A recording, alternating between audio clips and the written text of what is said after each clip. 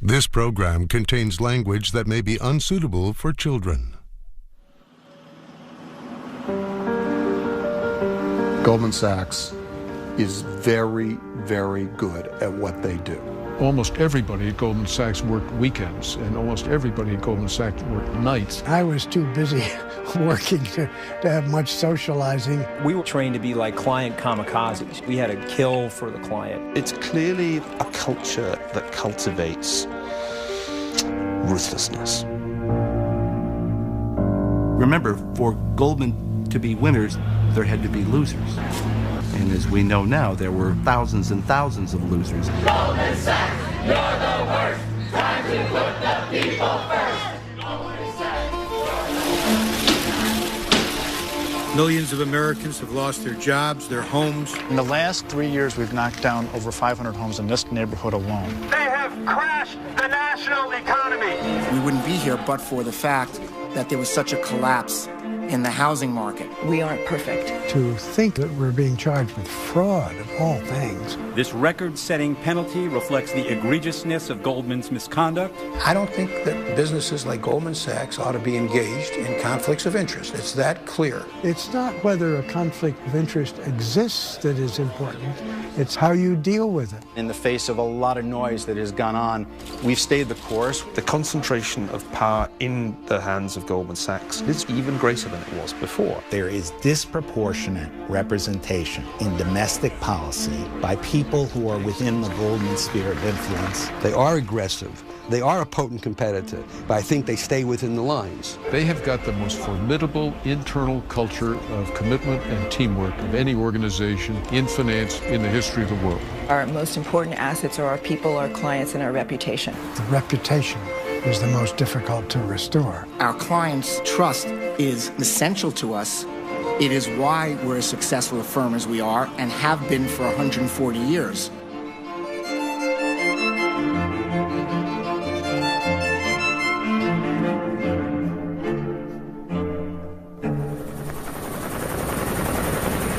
Near the tip of Lower Manhattan, a stone's throw from the Hudson River, stands a 43-story tower of glass and steel. It's Goldman Sachs' new $2 billion headquarters, and it serves as a symbol of the bank's success. That success and what's behind it is being questioned like never before. Today, Goldman finds itself the poster child of Wall Street excess. The firm paid $500 million to settle fraud charges brought by the Securities and Exchange Commission. And when it comes to public perception, an NBC News Wall Street Journal poll taken shortly before that settlement found Goldman Sachs' approval rating was worse than BP's in the midst of the Gulf oil spill. I'm David Faber. In the next hour, we'll explore how Wall Street's most profitable and powerful bank has found itself the subject of both professional admiration and public scorn. April 27th, 2010. A dramatic confrontation between Washington and Wall Street. The scene, the Senate's Permanent Subcommittee on Investigations. Goldman Sachs' highest-ranking executives are being grilled about whether the firm profited at the expense of its own clients during Wall Street's financial crisis. It's a low point in the long history of America's most storied investment bank. Good morning, everybody. Committee Chairman Senator Carl Levin of Michigan doesn't mince words when confronting Goldman CEO Lloyd Blankfein. You shouldn't be selling junk. You shouldn't be selling crap. You shouldn't be betting against your own customer at the same time you're selling to them. Following a long investigation, Senator Levin claimed Goldman Sachs lured its clients into billions of dollars worth of deals the bank knew were likely to go bad. Look what your sales team was saying about Timberwolf. Boy, that Timberwolf was one shitty deal. I didn't say that. Who did? Your people, internally. Come on, Mr. Sparks. Well, Mr. Chairman, should Goldman Sachs be trying to sell a shitty deal? You use the word shitty a lot of times on national television. I'm telling you, that was quoting Goldman. They were describing something internally to themselves as crap and selling it to customers. They didn't seem to be troubled by it. They said to us, you guys sitting up there don't understand the way Wall Street works. Well, let me tell you, I do understand the way Wall Street works, and that part of it is totally unacceptable, I believe reprehensible, and needs to be reformed. Well, they think they did right by their shareholders, who, by the way, also include their 35,000 employees. They think they were actually the firm that best navigated the worst financial crisis this country's seen since the 1930s. Well, maybe there's 35,000 employees or shareholders that benefited, but there's 200 million Americans that lost. In the hearing, CEO Blankfein defended his bank's treatment of clients when it sold them securities in the housing market. You are betting against the very security that you're selling to them. You don't disclose that. I don't think our clients care, or they should care. That you are betting against the security you're selling to them? You don't think that's relevant to a client? The people who were coming to us for risk in the housing market wanted to have a security that gave them exposure to the housing market, and that's what they got. The unfortunate thing is that the housing market went south very quickly, and so people lost money in it. After every major financial crisis, it's the winners who really get the heat, not the people who've wiped out. Professor Neil Ferguson is a financial historian at Harvard. He's written extensively about the role Wall Street's banks played in the financial crisis. Do you believe that Goldman Sachs and other investment banks know they're operating within the law, but outside the boundaries of what an average person would consider to be ethical? We mustn't fall into the trap of saying in the wake of a financial crisis, this has happened because the bankers are bad people. They've actually knowingly behaved badly. It's not really been the consequence of moral depravity. It's been the consequence of excessive complexity, of herd behavior, and not just by a few bankers, but by a whole electronic horde of investors, including, frankly, us. Nonetheless, for many, the hearing crystallized a lingering suspicion that Wall Street's leading firm somehow gamed the system to ensure it would emerge from the financial meltdown relatively unscathed. In 2009, less than a year after it received a $10 billion bailout from the government, Goldman made $13 billion in profits, cementing its standing atop Wall Street. The firm's history and unique corporate culture help explain both its success and the reasons why it's come under such widespread criticism. Goldman's rise in power and prestige begins not with its founding in 1869 by Marcus Goldman, but with, of all people, a high school dropout from Brooklyn. Here it comes. The year was 1956. Don Larson pitched a perfect game in the World Series. Grace Kelly became a princess.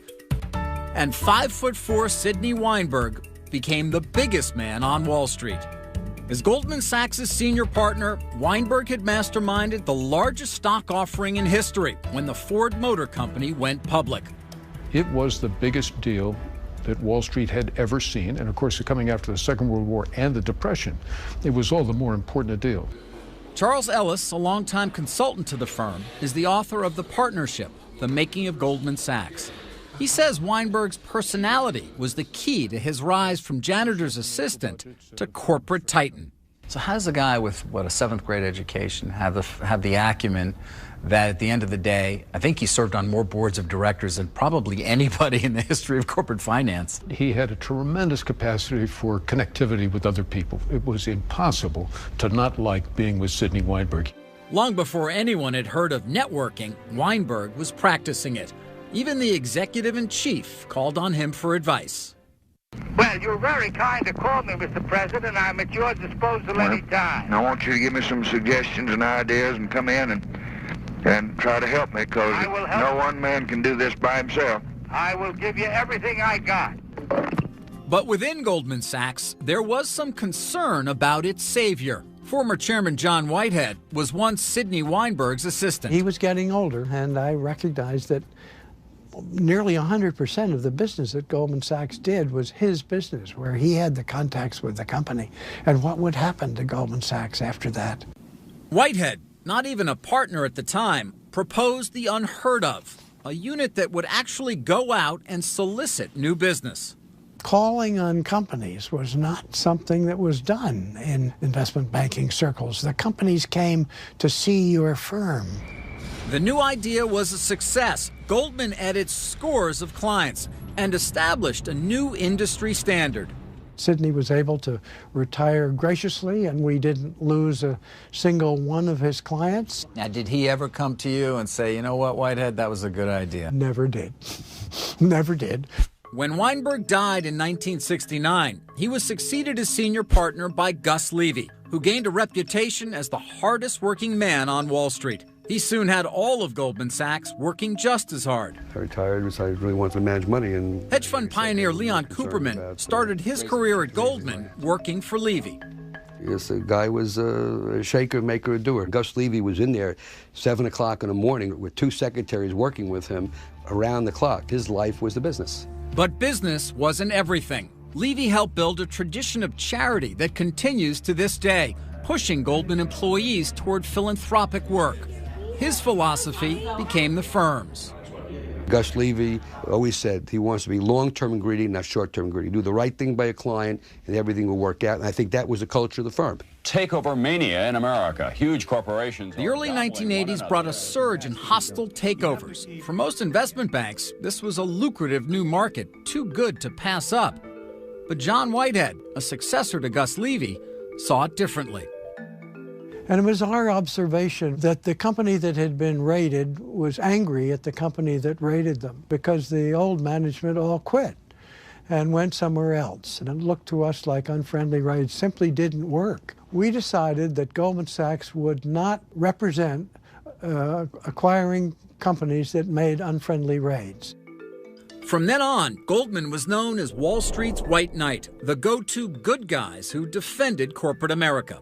Its new stature brought new clients, new hires, and the beginning of Goldman's notoriously exhaustive interview process. In all of these interviews, they get to know the firm. Edith Cooper is Goldman's global head of human resources. 10, 12, 15 interviews. Interviews. Is that typical? Yeah. It is. If you have people go through an interviewing process, interviewing being done by different personalities, different perspectives, you increase the probability of getting it right.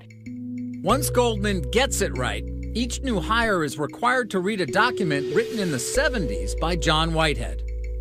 I wondered how all these new people that we were hiring, how they could be indoctrinated with the principles of Goldman Sachs, the conduct that we expected from our people. So on a Sunday afternoon and with a yellow pad, I wrote down what turned out to be these principles. The 14 principles would become a roadmap for the company's unmatched success and the success of its employees. When we return, payday at Goldman Sachs. Bob Rubin had a great line that he said to our training classes, your goal is not to get fired. That if you can just figure out a way to stay in your seat and do a good job, well, lo and behold, you're going to be rich. That's next, when Goldman Sachs' Power and Peril continues.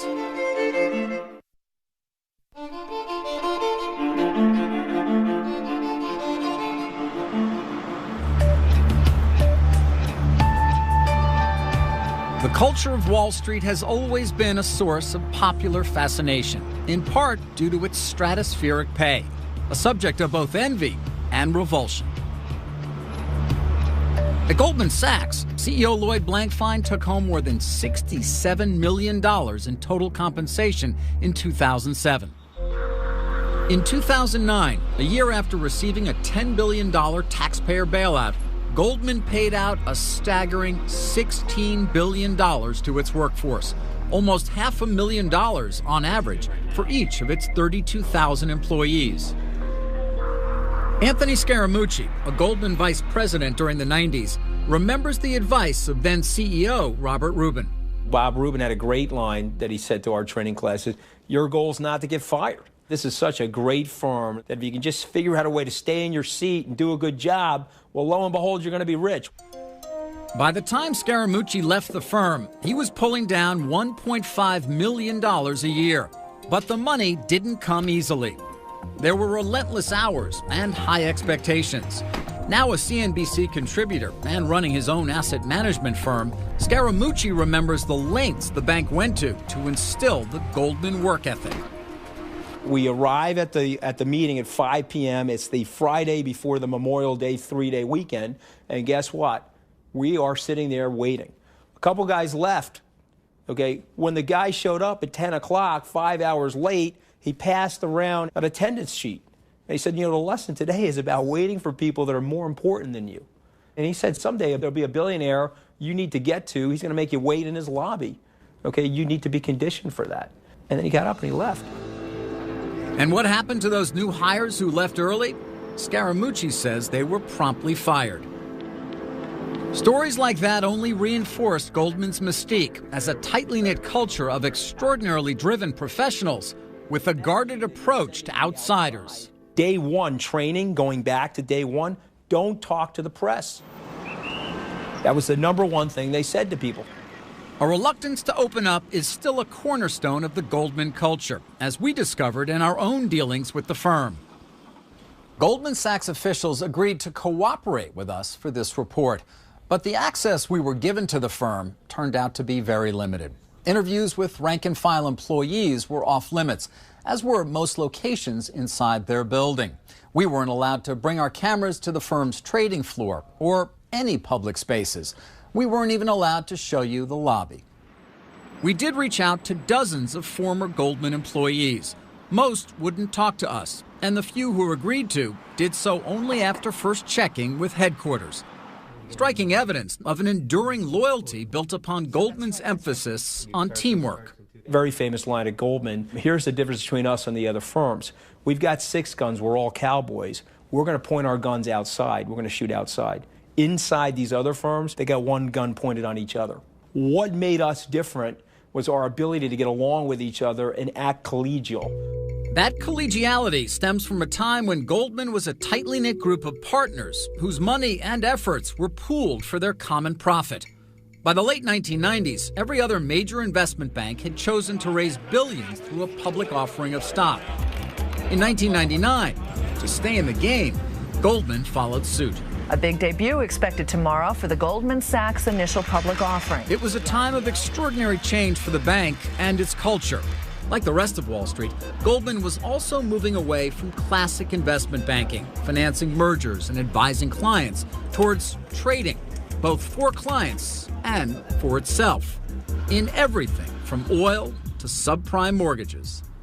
Financial historian Neil Ferguson says that increasing appetite for trading had profound implications. The big shift has really been from advising corporations and handling their financing to running what increasingly resembled giant hedge funds. You don't really have clients anymore. You just have people that you trade with. Never mind the relationships. They need us, we need them, it's business. It is Goldman's aggressive trading culture that has recently come under close scrutiny amid accusations of conflicts of interest, claims that it chose one client over another. In 2010, the bank got into deep trouble over an exotic deal with an exotic name, Abacus. Goldman marketed the Abacus deal without telling investors that the securities they were buying were chosen in part by a client who believed those securities would fail. When they did crumble, that client, hedge fund manager John Paulson, netted $1 billion. Robert Kuzami runs enforcement for the Securities and Exchange Commission. The investors were not told that somebody with an opposite economic interest was involved in selecting the portfolio. The SEC charged Goldman with fraud for not revealing Paulson's role. At the time, Goldman called the charges completely unfounded, and CEO Lloyd Blankfein vowed to fight. Do you continue to maintain, as you did vociferously when the charges first were made, that you did nothing wrong, that Goldman Sachs had done yes, nothing wrong? Yes, we maintain our belief that on the facts and on the law, we think we were right and acted appropriately. But in the end, while it didn't admit to committing fraud, it did say it had made a mistake and paid an historic penalty, $550 million. The largest penalty assessed against a Wall Street firm or an investment bank in the history of the Securities and Exchange Commission. The Abacus deal is one example of apparent conflicts of interest within the bank. Conflicts Goldman readily concedes. Listen to this conference call between Blankfein and the firm's clients in the spring of 2010.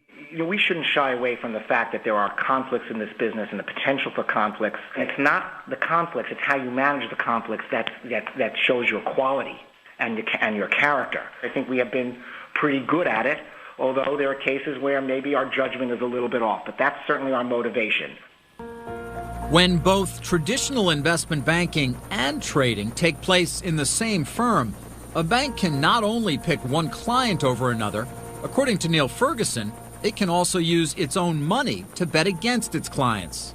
I don't think once you put everything together under one roof, you can avoid there being major conflicts of interest. There is a massive risk of simply trading against the clients. It would seem to me the modern-day investment bank is fraught with conflicts of interest throughout its operations.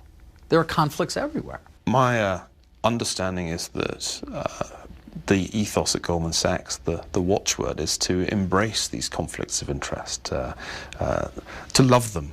In the end, if conflicts of interest are the friend of the investment banker, you have to wonder who's on the losing side of that particular trade.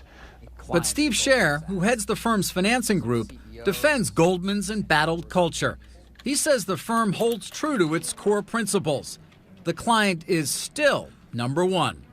We're not facing off and engaging with our clients to solve their problems with an eye toward where will the firm make its money. The firm does well, but the firm will only do well, and individuals at the firm will only do well as and to the extent that we serve our clients appropriately. You know, I've spoken to many clients of Goldman Sachs, and I must tell you, while their regard for the firm is extraordinarily high, they say, I do deal with Goldman Sachs because they have very good people, and I need to deal with Goldman. But I don't necessarily feel that Goldman has my best interests at heart. Goldman is looking out for Goldman. Well, I would take issue with the conclusion you drew about Goldman looking out for Goldman. I think at the end of the day, we will only do well to the extent that we do well by our clients. That's where it begins and that's where it ends. While Goldman Sachs says its clients have stuck by the firm, the court of public opinion has not. When we return, an American city bruised and battered. It was the complicity of firms like Goldman Sachs that not only ruined neighborhoods that were already struggling in Cleveland, but really wrecked our financial system and did incalculable harm. That's next, when Goldman Sachs' Power and Peril continues.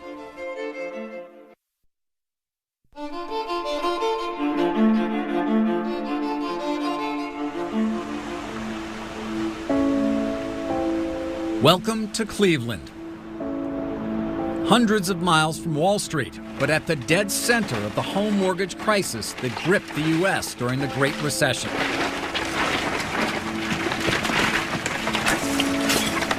What you see is a mortgage that's gone bad, a house that got abandoned, and all that's left is the wrecking ball. Tony Brancatelli has seen whole parts of his city fall to ruin. He's a city councilman for Cleveland's Slavic Village, a blighted neighborhood where risky mortgage practices flourished. When I say the name Goldman Sachs to you, it scares the hell out of me. These investment groups have created this. These houses got traded like commodities, like gas and oranges. Councilman Brancatelli believes Goldman Sachs and other Wall Street banks are guilty of fueling reckless lending here. That lending created a real estate bubble whose implosion leveled whole tracts of this struggling blue-collar neighborhood. We've already demolished about 10,000 properties. That's citywide. You said 500, though. In this neighborhood. In this neighborhood. Who do you blame for all of this? Oh, I look directly at Wall Street. When it came to Wall Street, Goldman Sachs was neither the biggest nor the smallest in providing money to lenders, much of which went to subprime borrowers. Councilman, I think Goldman Sachs would say a few things in their defense. We were providing money to the mortgage lenders here on the ground so that people could afford to buy homes. You know, that's an argument that a drug dealer uses when he goes to jail. I was only providing what people were asking for. They were peddling a bad drug, and it was called bad mortgages. And they continued to peddle those bad mortgages. They continued to provide that drug for people who could not afford to pay those mortgages. This is what we're left with. We went with Brancatelli to an abandoned house that has a direct connection to Goldman Sachs. Goldman bought the mortgage on this home and others around the country from lenders who made the loans. Like other banks, Goldman pooled thousands of these mortgages and sold shares in that pool. The result? An investment called a mortgage-backed security that offered its buyers a steady stream of cash that flowed from homeowners' monthly mortgage payments. The market for mortgage-backed securities exploded. But then the value of homes stopped rising, and borrowers who couldn't refinance or sell their way out of mortgages they couldn't afford were faced with foreclosure. These were $20,000, $30,000 houses, which briefly became $100,000 houses, and now we're $6,000 houses. No less than that. I mean, the average sale price in this neighborhood is around $5,000. Make no mistake about it, this crisis has put this city and this region and this country in many respects flat on its back. County Treasurer Jim Rakakis says there are plenty of people to blame, including homeowners who took on mortgages they couldn't afford. But he says it's Wall Street that bears the largest responsibility for Cleveland's plight. None of this could have happened until people the size and the power and the strength of Goldman really entered the fray. But Goldman Sachs would say we were not the biggest offender, if we even were an offender. We ultimately were doing what Wall Street's supposed to be doing. We allocated capital where we thought it would be used well. We packaged up the securities, we sold those securities, we continued that capital being able to flow into these communities. What's the problem? They may argue they weren't the worst, but they were certainly very much part of this problem. They knew these companies were putting bad product out on the street. They were too smart not to know that. But the profits were also too large to ignore.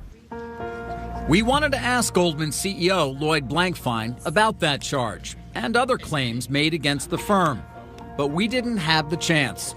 When the time came for a long-promised sit-down interview with him for this documentary, Goldman Sachs reneged. In a written response, Goldman officials told us they did not fuel reckless mortgage lending, insisting we did extensive due diligence on the loans we bought. We did not purchase loans where we knew the borrowers were unable or unlikely to pay. Regardless, the housing bubble kept growing. But just in case it burst, Goldman was prepared. It protected itself by betting against the very mortgage-backed securities that it created and sold to investors in the first place. Goldman had protected itself with an exotic Wall Street invention similar to an insurance policy that enabled it to bet that people here in Cleveland and elsewhere wouldn't pay their mortgages back. It was a complex financial creation with a name only a banker could love: a synthetic collateralized debt obligation, or synthetic CDO. If the value of the mortgages held up, Goldman, like any holder of an insurance policy, would continue to make a steady stream of relatively small payments. But if the mortgage market did collapse, Goldman stood to reap a huge reward. There's something wrong with the system that allows a firm to package and sell mortgages to their investors that they know are iffy and collecting fees on the front end for packaging these mortgages and then betting against it on the other end. That is wrong, and they did it. One of those synthetic CDOs that Goldman offered was a deal called Hudson Mezzanine that got the attention of Senator Carl Levin. The $2 billion Hudson synthetic CDO. A Goldman salesperson described it as junk, not to the buyer, of course, but inside. The CDO imploded within 2 years. Your clients lost. Goldman profited. Here's how Goldman used its Hudson deal to bet against the mortgages it had sold as investments just months earlier. It started with homes like this at 785 Wayside Road in Cleveland. In 2006, Goldman bought the mortgage on this house, pooled it with others, and created a mortgage-backed security that it offered to customers. This empty lot on Wayside is where that home once stood. It turns out Goldman made 2 deals that included the mortgage for this home in the same year, the mortgage-backed security and the Hudson synthetic CDO. In the first, Goldman offered an investment to customers who expected the mortgages would be paid back.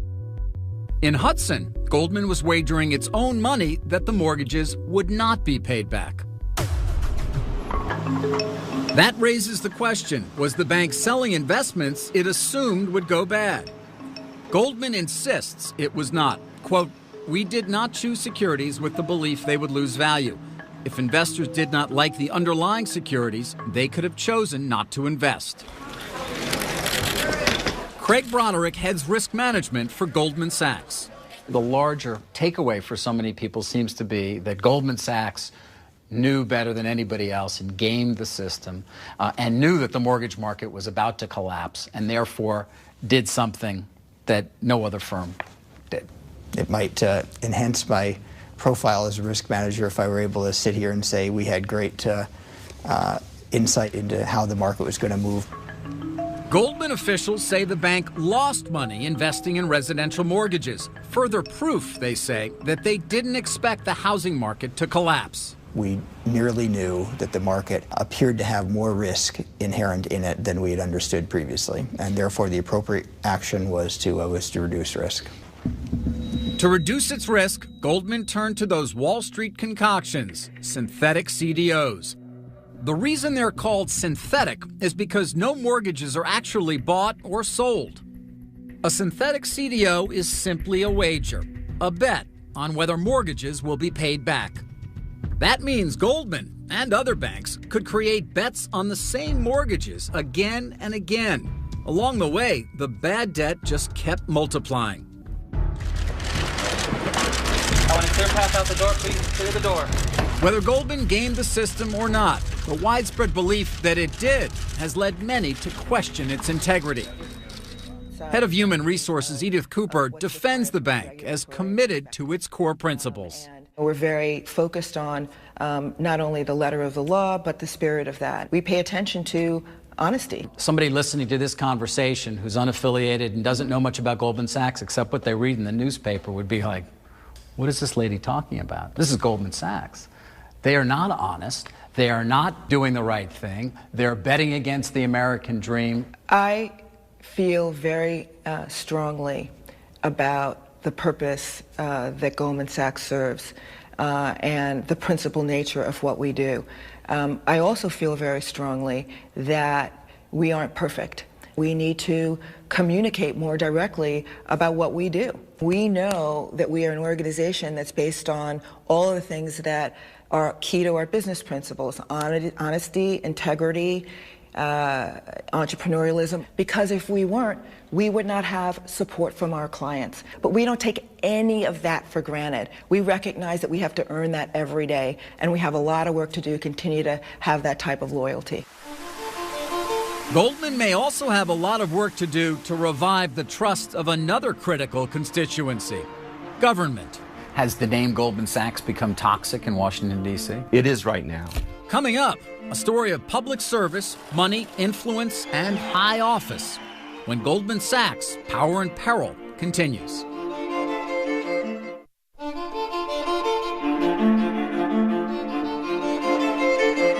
I don't think there's any other private institution in the United States that's had the impact on domestic policy that Goldman Sachs has had. They're huge. They're the big bad Leroy Brown of financial influence in Washington, D.C. When it comes to visibility and influence, Goldman Sachs is as noticeable on Pennsylvania Avenue as it is on Wall Street. And its access to Washington power was never more apparent than on July 10, 2006, the swearing in of Goldman CEO Henry Paulson as Secretary of the Treasury. Today he's showing his character and patriotism by leaving his career to serve our country. It was a gathering of the Goldman clan as another member reached the highest levels of government service. There was Paulson's successor at Goldman, Lloyd Blankfein, former chairman and one-time Bush advisor Stephen Friedman, and White House Chief of Staff Josh Bolten, also a Goldman alum. It was a proud and happy occasion for Goldman Sachs.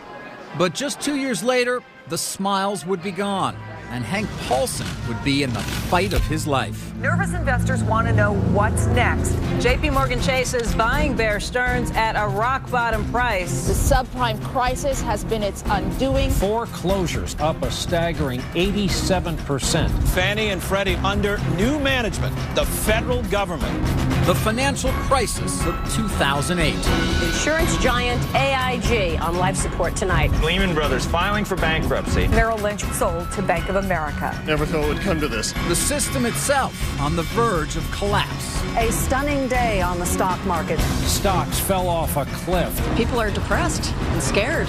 The president announces an unprecedented bailout plan to save the nation's banks. The federal government would put up to $700 billion taxpayer dollars on the line. This is an urgent matter, and we need to move very quickly.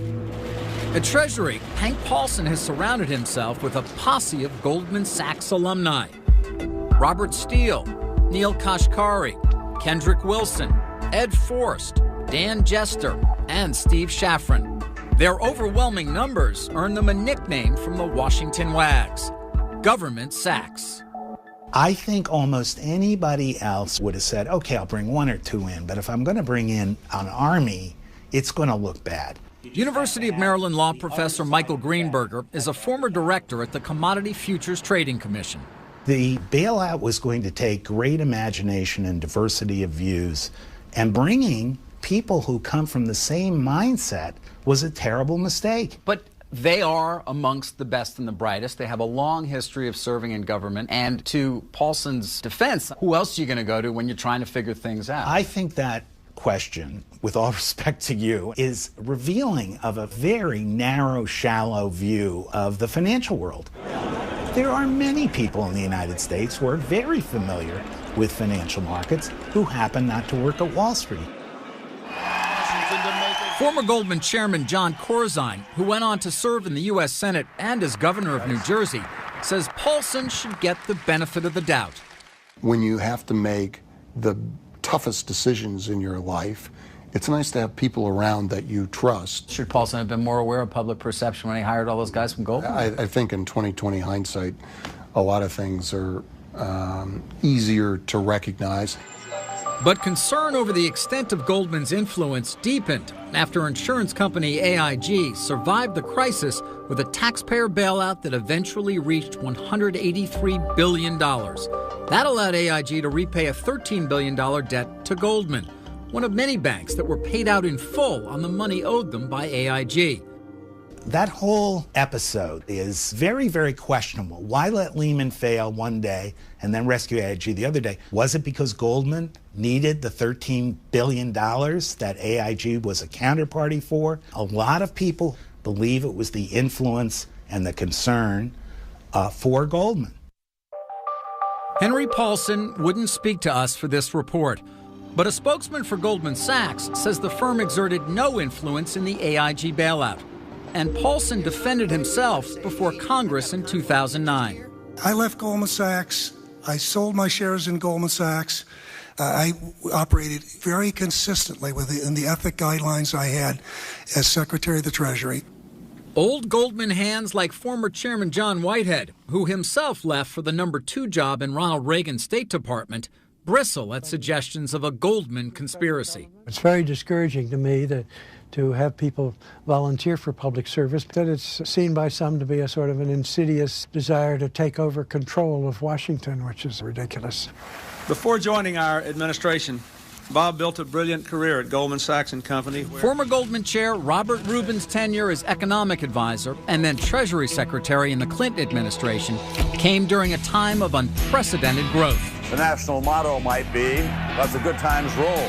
It's a day for the record books on Wall Street. 819 points in just 2 days. Once hailed as an economic savior, Rubin has come under fire over his support for financial deregulation that some say favored Wall Street and his former colleagues at Goldman. Now, it's time to reform Glass-Steagall. Critics say the repeal of the Glass-Steagall Act encouraged some banks to pursue more profitable and riskier lines of business. They also fault Rubin for not pushing more aggressively for regulation of complex financial instruments that helped trigger the 2008 financial crisis. Mr. Rubin, looking at the big... That issue was put to him by a government commission investigating the crisis. You've said in the past that there was no political will to regulate over-the-counter derivatives. Was the lack of political will related to pressure by the financial services industry? I think there were very strongly held views in the financial services industry in opposition to regulation, and I think that they were not surmountable at that point. In Washington, political will, or lack thereof, is more often than not directly tied to money. And when it comes to Goldman Sachs, there's always plenty of that to go around. Their PAC and their executives have spent $32 million in campaign contributions in the past 20 years. Nick Neihart runs Public Campaign, a campaign finance reform group. The financial sector as a whole is the most powerful giving sector, but they're the top giver within the financial sector to candidates and incumbents in Congress. But in election year 2010, candidates were less eager to take Goldman's money. Has the name Goldman Sachs become toxic in Washington, D.C.? It is right now. Any association with Goldman Sachs was seen as such a liability that almost 24 candidates, including Arkansas Senator Blanche Lincoln, refused Goldman campaign contributions or donated them to charity. We never had a fundraiser with Goldman.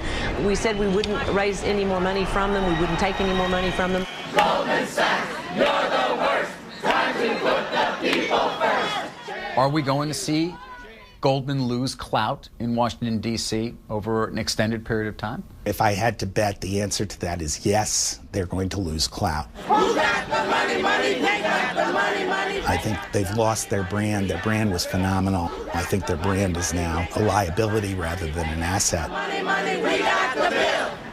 To counter months of negative publicity, Goldman went on the offensive, unveiling a national ad campaign to bolster its image. But the question remains, does it really matter what the public thinks? Goldman Sachs is about one thing, money. When we come back, the conclusion of Goldman Sachs, Power and Peril.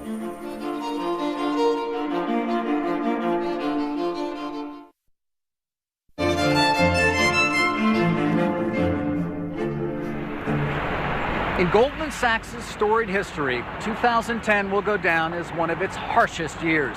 But while its reputation has been dealt a severe blow, its ability to produce profits remains undiminished.